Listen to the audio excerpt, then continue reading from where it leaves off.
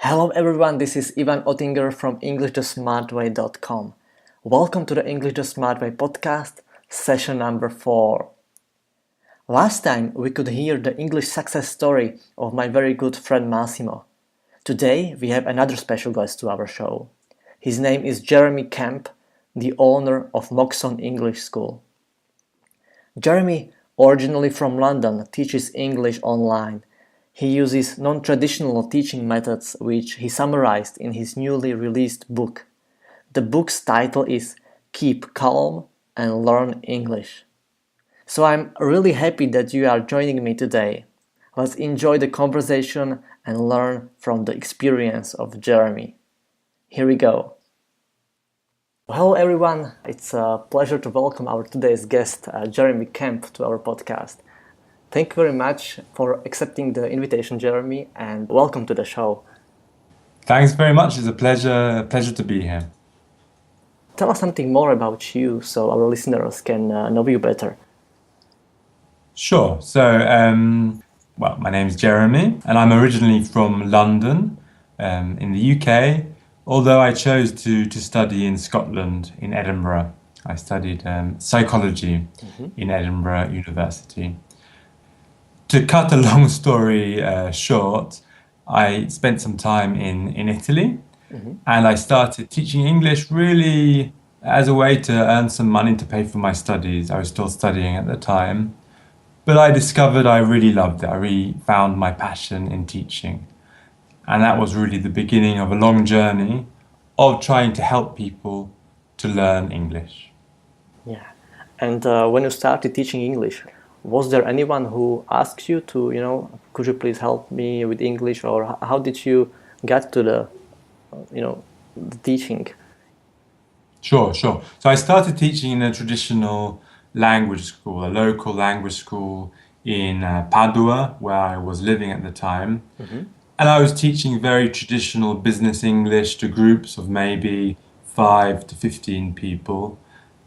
But I quickly saw that the traditional methods that we were being asked to use weren't really working. I had the sensation that people enjoyed the lessons, people thought the lessons were fun, but there wasn't real progress and real learning on behalf of the students. And so what do you think was the biggest issue with this traditional way of teaching? There were quite a few things. One of the big ones was maybe the number of people in the groups made it very difficult to give everyone a chance to speak. Okay, so of course we had conversation, we encouraged participation, but when you have 10 people, 12 people, 15 people in a class, it's very difficult to give everyone that opportunity to speak. Another big reason is when you have mixed abilities in a mixed class, you have people traveling at different speeds. And so some people are traveling too fast, some people are traveling too slow, and lots of people were either confused or, quite frankly, bored because of this difficulty mismatch. Yeah, I believe that many listeners can relate to this because Sure. me too. I also studied in a traditional way. Most of the time I was at the university, and well, it was just how you described it. Another big reason, if I can, is that the course books that we used in this school were very much focused on written grammar exercises. And so for homework or during the class, students had to maybe complete 10, 20, 30 exercises on a particular grammar theme. And they would do okay, they'd get some wrong, they'd get some right. But what was missing was the chance to really apply those grammatical rules speaking. There was lots of theory, but really there was never the jump to practice and to application and to communication. Yeah, I understand. So after your experience with this system, you decided to do something else, right? Exactly, yeah. And so what I did was I borrowed a little bit from my psychology training, my university training, Mm-hmm. and I borrowed a little bit from my work with children with autism, okay, Mm-hmm. children with social skills deficits. And the result was a method that really emphasized the practical skill, Mm-hmm. so going straight to talking. It emphasized the use of pictures and photos and images in order to facilitate the formation of memory, the memorization of vocabulary, and also a big thing to really try to give these students confidence. So give them lots of little successes to really increase Mm-hmm. their positive feelings about the language. Because another thing I saw was that people were frustrated, they were upset, they were anxious that their progress wasn't as fast as they would have liked. Mm-hmm. Mm-hmm. And after all of this experience you have had in teaching English so far, uh, Mm. is there any some technique or something you think can help the English learners the most in their learning? Yeah, I think there's no magic bullet. I think there's no one single thing that will help you to learn English. I think there are lots of ingredients, and you've got to have a good measure of each of those ingredients to successfully learn English. But certainly, the element of speaking is very, very important. Okay, and this doesn't just mean informal conversation, but this is important as well. Mm-hmm. Okay. But it also means, quite frankly, verbal exercises, repetition, reading aloud, pronunciation practice, all of these things together. Shadow reading, so you're maybe Mm-hmm. listening to an audiobook, for example, and reading out loud along with it. All of these verbal exercises, I think, are very, very important. And often they're neglected. Often people tend to hide behind the grammar book, hide behind the iPhone app even, Mm-hmm. without speaking, without moving their lips and and engaging in that verbal behavior of speaking. Mm-hmm. Using the language in the most practical way, that is speaking. Absolutely, to put it the other way, people are too silent in their studies. People spend too long in the quiet of their bedrooms or their classrooms, Mm-hmm. not making a sound. Okay, whereas if you want to learn, and if you really want to learn in a deep way and a meaningful way, you have to speak. You have to verbalize those concepts and verbalize those words. Mm-hmm. You mentioned that many people have problems with confidence in speaking. Mm, mm, Have you found a solution, or I don't know how to mm. say, or some technique to help people get more confident in speaking? Because I myself, Sure, I had sure, I had problems with starting speaking, starting conversation, and I was afraid of making mistakes when speaking, and so on and so sure, on. sure. It's not easy, but I think the first step is to acknowledge it. You've got to be open with students and let them know that it's normal. Because I think often students think they're the only ones who are the anxious, the only ones who find it hard, and they think that everyone else is fine and is learning quickly. Whereas actually, most adults who learn English feel that anxiety, feel that lack of confidence when they're speaking. And after acknowledging it, I think it's important to learn to accept it a little bit, to learn to live with it and say, okay, I can improve and the anxiety will reduce, but it's going to be with me. It's going to be Mm-hmm. maybe not a friend, but a fellow traveler, let's say, in the journey of the English learning trip, let's say. Yeah. Mm-hmm. Thank you. And so now you teach people English speaking. How do you teach? So I try to do two things. So on my website, moxonenglish.com, we have lots of advice and articles. and guides to help people, maybe in the first steps when they're still on their own, they're still trying to make the first progress. We also provide English lessons on Skype. So these are individual one-to-one lessons. And so you can learn from anywhere in the world. And obviously we offer flexible timetables as well for these students.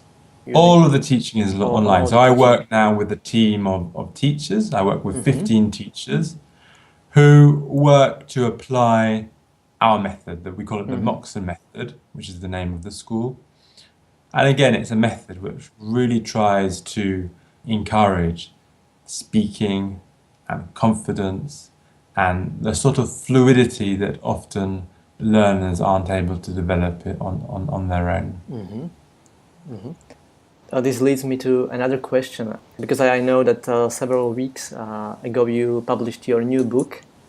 And yeah, if you could tell us something more about this book, and why did you decide to write this book, and what's the book about?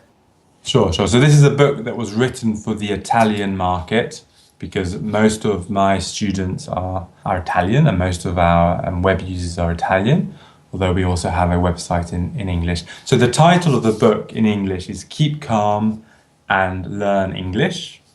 And really, in this book, in 10 chapters, I explain the Moxon method. So I explain how you can learn English speaking in a structured way at first, and then slowly in a more natural and fluent way.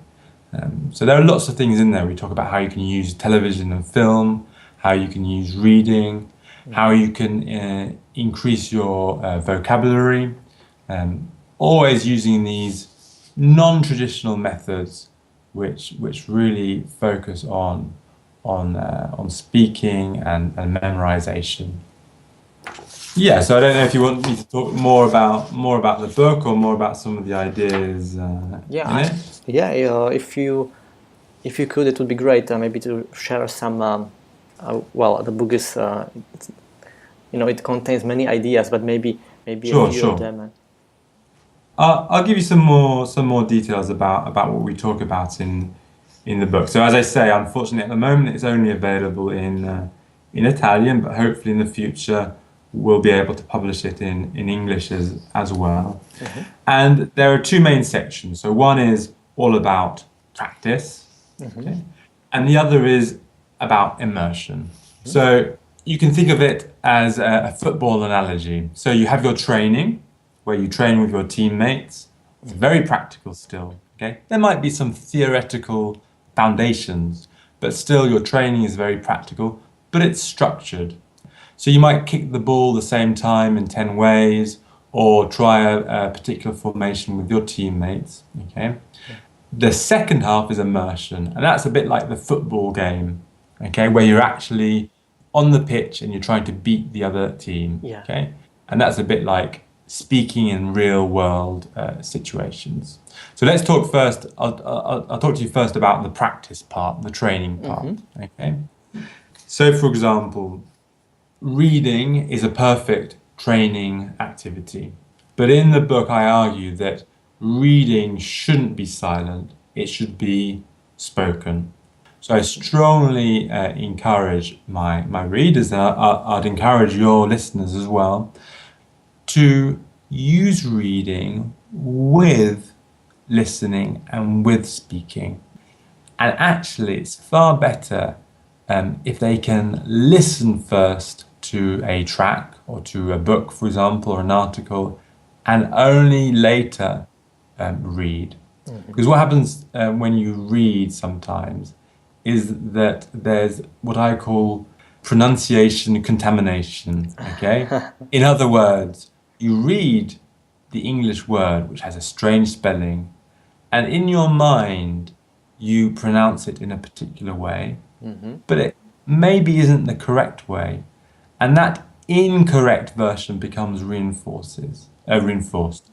Rather, when you listen for the first time, okay, to the correct pronunciation, it is that version that is reinforced, okay? So in a practical way, what you can do is you can buy an audiobook, Okay? Yeah. Either by buying the CD online, or there are services like Audible, which is the Amazon service. And you can buy the physical book, so the traditional book, either in an ebook format or actually the paperback or hardback.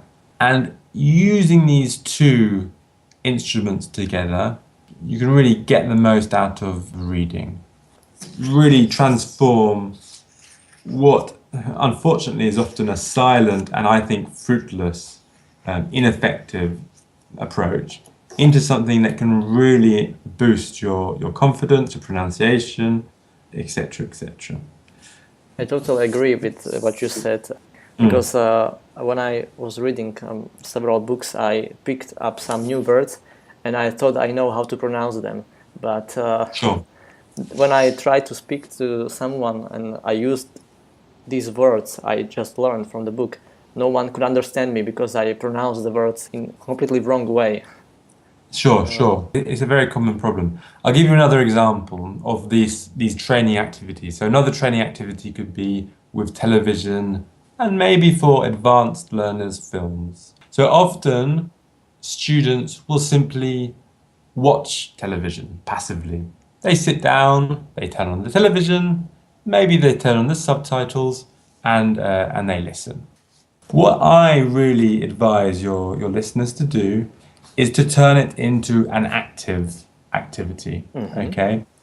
And this means adding some verbal production, some speaking, okay? And you can do this in lots of fun ways. So, for example, one way is to pause the television program and simply repeat the last phrase or two that you've heard. Again, this is a way of transforming a passive, receptive viewing of a television program into something which is more active and expressive as well. Or another thing you could do is listen to a scene a couple of times and then take on the part of a character and say out loud the lines that the actor would be saying. You can do it with the audio or without the audio if you feel more confident. But these are all ways of making sure that your learning is rich and that your learning is deep as well. To go back to the football analogy, they say that a footballer's brains is in his feet, you know. And in a way that's very true. And it's the same thing with a language learner. Your brain is partly in your lips and your tongue and your mouth. And it's really important to use those muscles and to use those neural networks in order to create learning and to improve performance. Yeah, I totally agree with you.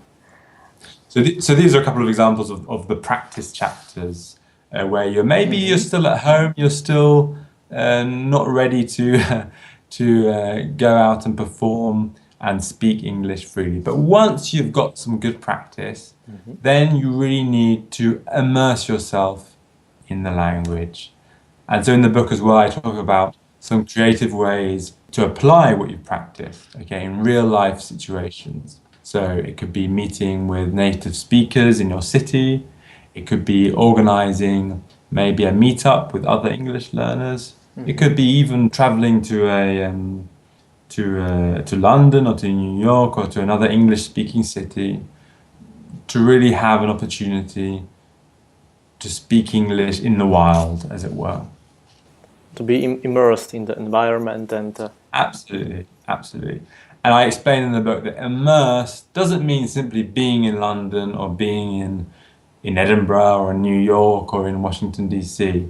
It means interacting with people. It means being in contact with people. It means being in difficult situations as well, you know, challenging yourself to communicate, to relate, to express yourself.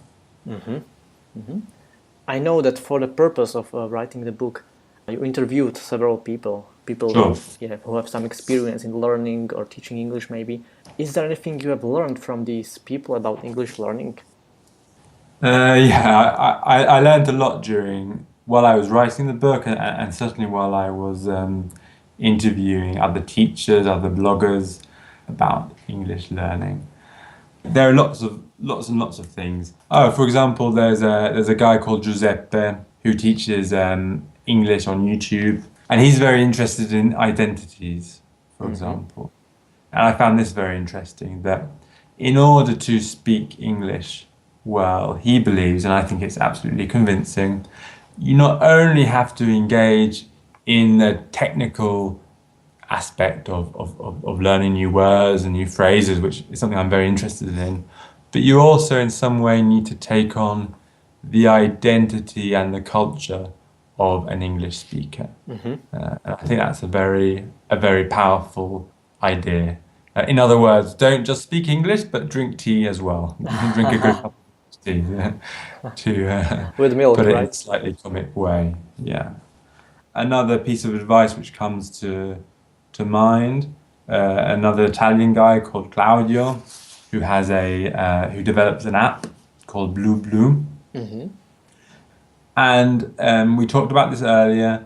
His advice was really consistency.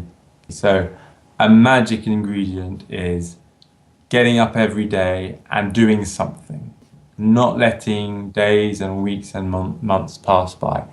And if they do, you simply have to wake up and be determined to get back into the good habit of learning every single day. Because, as I've said before, learning English is about building up all sorts of skills and ingredients and muscles. And you can only do that gradually with constant effort. Yeah. So I think that stuck out as great advice. Dedicating, for example, 1 hour a day to practicing. Sure. Yeah. Even if it's 10 minutes, 5 minutes, the important thing is to introduce that daily habit into your repertoire of habits. You have the habit of cleaning your teeth, of going to the bar for your coffee, of going to the gym, whatever it is, whatever you do daily. Learning English, practicing English, speaking English has to, in some way, be part of that repertoire of daily habits. Yeah, I agree. And it's great when we can somehow connect it with a fun activity, like you mentioned, for example, watching movies in English and, Yes, absolutely.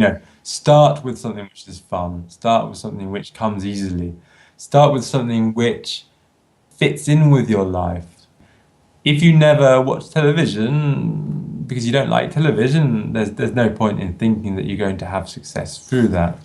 If you spend 5 hours a day in your car because you're a salesman, well, try a podcast. If you love reading, try a book. Right. Many people ask me the one single question. It's like a problem of everyone. Everyone is struggling with. People have problems with remembering vocabulary. They write me emails like, for example, Ivan, how should I learn English vocabulary and not forget the new words? Do you have any suggestion to English learners? Because it seems like a really huge problem everyone is experiencing. Yeah.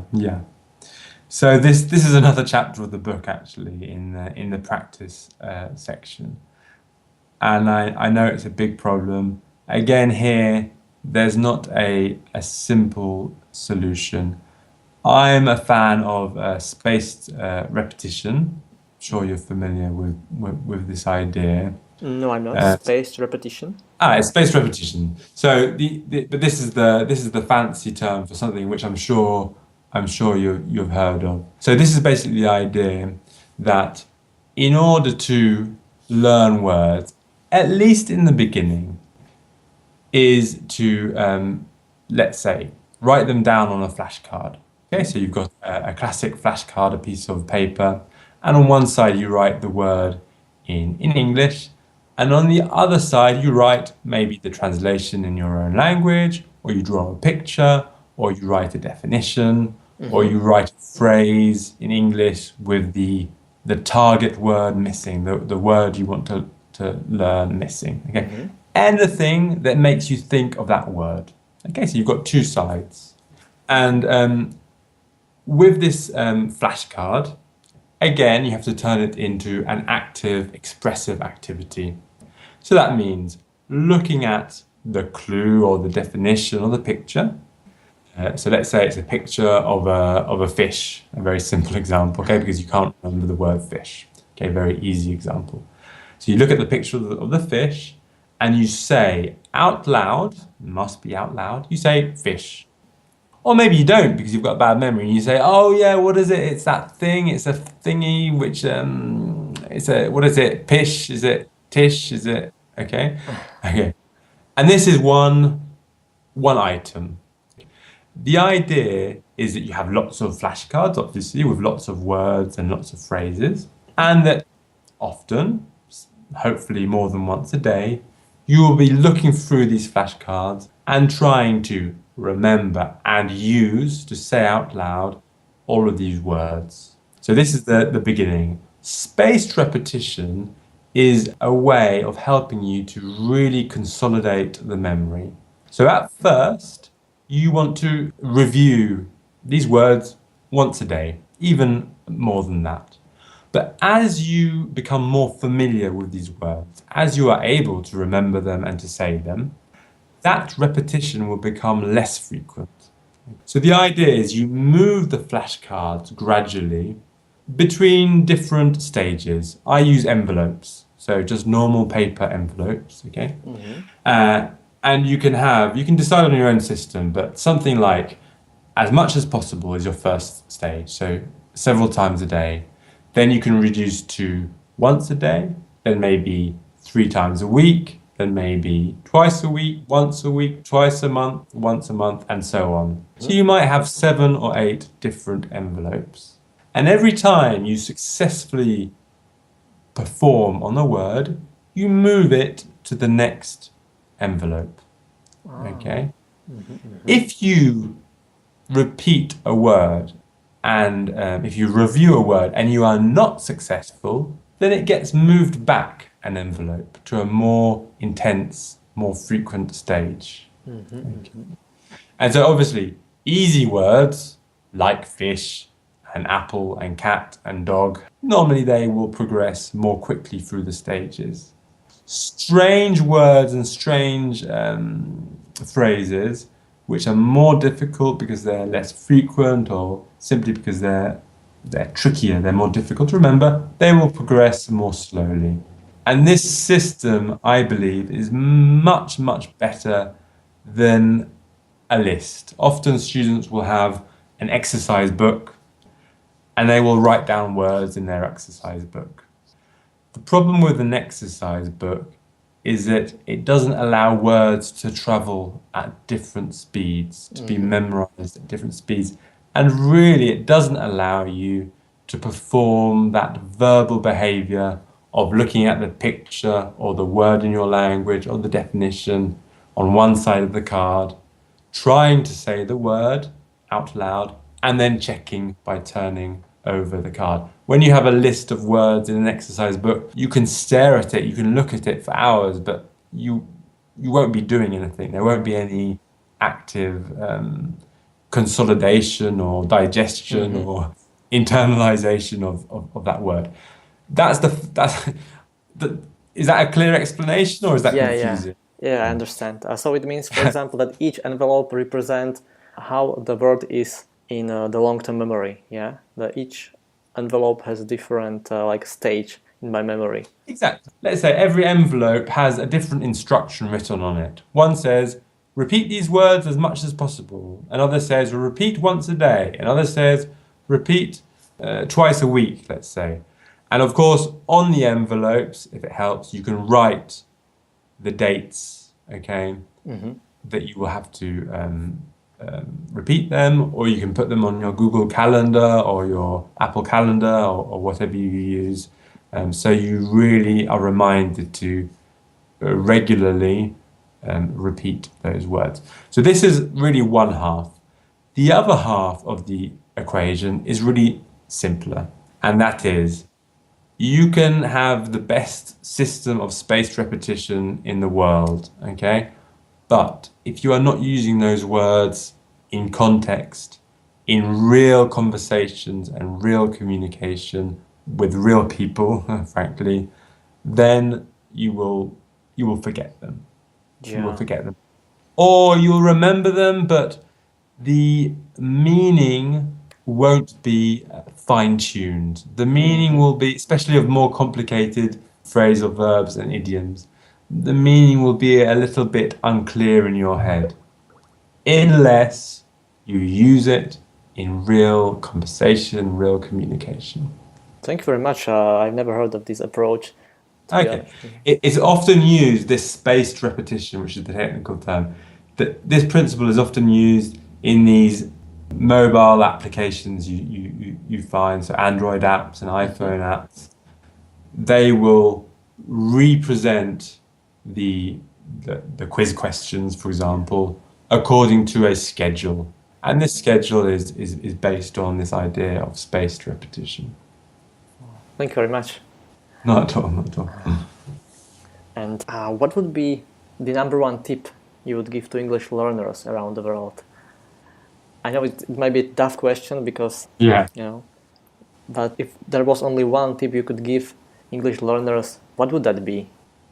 Sure, sure. It's very difficult to limit it to one tip, but I think if I had to give just one, I would say have fun, enjoy it, enjoy it, absolutely.